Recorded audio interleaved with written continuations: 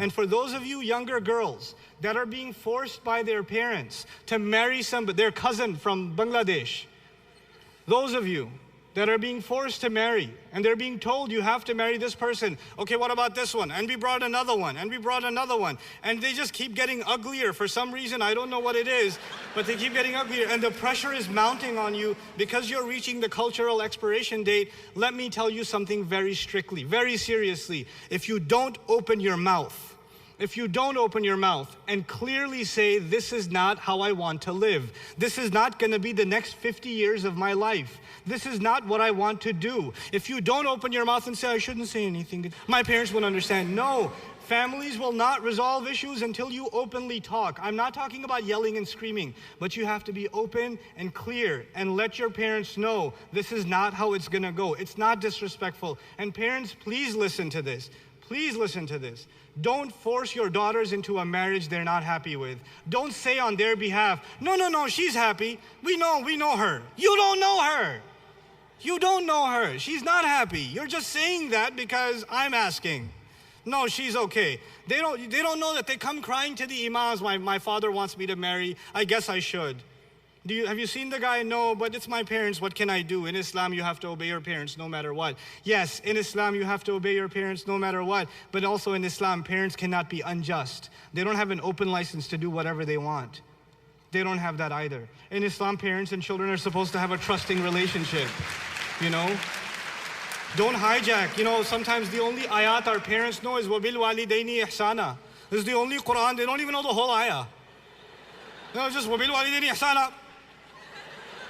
You know, you're like, got me again. And they use that card. Look, our deen emphasizes the rights of parents more than any other religion known to man.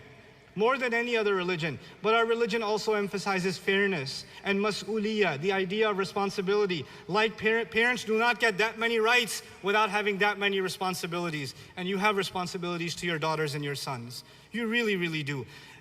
Your homework assignment after this lecture, you know what it is? An open, honest, brave conversation with your parents about when you think you should be married, why you think you should be married, what kind of person you think you should marry, and parents, don't flip out.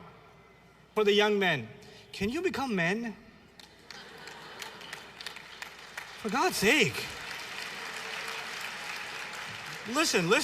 If you're like in your 20s, and every time you have a break, every time you have time off from school or a weekend off, you're spending it behind a screen with a PlayStation 3 or a 4 or an Xbox or whatever else, then you're not a man yet. Go, first of all, get a job even while you're in high school and college. I don't care. Get a job. It'll turn you into a man. It'll make you ready for marriage. Just because you find girls pretty doesn't mean you're ready to get married.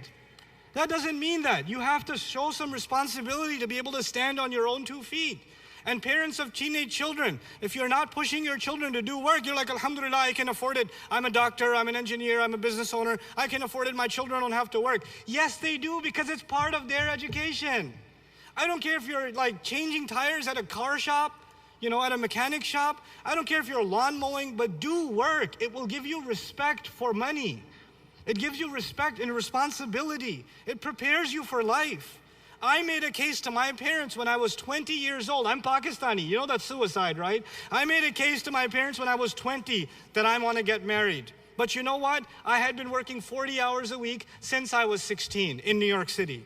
I've never worked less than 40 hours a week. That was an easy week for me. And I've been going full-time to college, you know, in high school. I actually took a longer time to graduate out of college because I had work. I never once took money from my parents for college tuition. I refused that. I said, no way. If I can't afford it, I'm not going to college. I'll work on it myself. I worked in shoe stores. I worked in surgical places. I worked in like local Queens newspapers. I've done all kinds of crazy jobs. I even worked at a Desi grocery store. Ew. Oh my God. Blech. But I worked there for one day, but I did, and I'm proud of it. I'm not ashamed of it. But you know why I'm telling you this? I'm telling you this because there's no shame in working. It's part of what makes you who you are. I got married at the age of 22, but I can argue I had a right to. I was on my own for quite some time. I was taking care of my own responsibilities, you know? And if you're doing that, then don't expect the highest things. And my in-laws are crazy. They're just crazy. You know, I got married 6 months after I got laid off. I didn't have a job and I got married. I didn't get married because I had the money.